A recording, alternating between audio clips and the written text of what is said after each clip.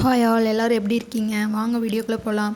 இன்றைக்கி வந்து பார்த்திங்கன்னா ஆடி 18 டே இன் மை லைஃப் மாதிரி பார்க்கலாம் வாங்க. காலையில் வந்து ஒரு 6 o'clock எழுந்திரிச்சு எல்லா வேலையும் முடிச்சுட்டு வீடெலாம் க்ளீன் பண்ணிவிட்டு வீட்டில் ஃபஸ்ட்டு சாமி கும்பிட்டு இன்றைக்கி வந்து வீட்டில் சாமிக்கும் எனக்கும் வந்து மாமா பூ வாங்கிட்டு வந்திருந்தாங்க. ரொம்ப ஹாப்பி. பூ வச்சுட்டு கிளம்பிட்டு சமையல் பண்ணலான்னு சொன்னேன்னா இல்லை காஃபி மட்டும் போட்டு குடிச்சிட்டு கோயிலுக்கு போயிட்டு வந்துட்டு நான்வெஜ்ஜு சமைச்சு சாப்பிட்டுக்கலாம் அப்படின்னு மாமா சொன்னனால நாங்கள் கோயிலுக்கு ஃபஸ்ட்டே கிளம்பிட்டோம். போய் டேரெக்டாக வந்து ஃபஸ்ட்டு எடுத்ததுமே பெருமாள் கோயிலுக்கு தான் போனோம். ஏன்னா எங்களுக்கு வந்து பக்கத்துலேயே இருக்குது கோயில், வந்து ஒரு 1/2 kilometer நடந்து போனாலே போதும். ஸோ பக்கத்துலேயே இருக்கனால ஃபஸ்ட்டு பெருமாள் கோயிலுக்கு போயிட்டு சாமி கும்பிட்டு அர்ச்சனை பண்ணிவிட்டு கோயிலெலாம் சுற்றி வந்தோம்.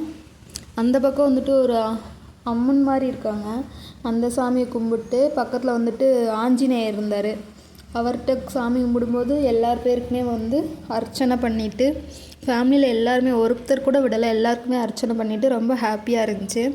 அப்புறம் கொஞ்சம் நேரம் அந்த கோயிலில் கோயிலில் உட்காந்துட்டு போகணுன்னு சொல்லுவாங்கள்ல, அதனால் கோயிலில் கொஞ்ச நேரம் உட்காந்துருந்தோம். அப்புறம் வந்து பக்கத்தில் முத்தாலம்மன் கோயில் இருந்துச்சு, அங்கே போயிட்டு அங்கே வந்துட்டு ஸ்கேனர் வச்சுருந்தாங்க பூ விற்கிறம்மா.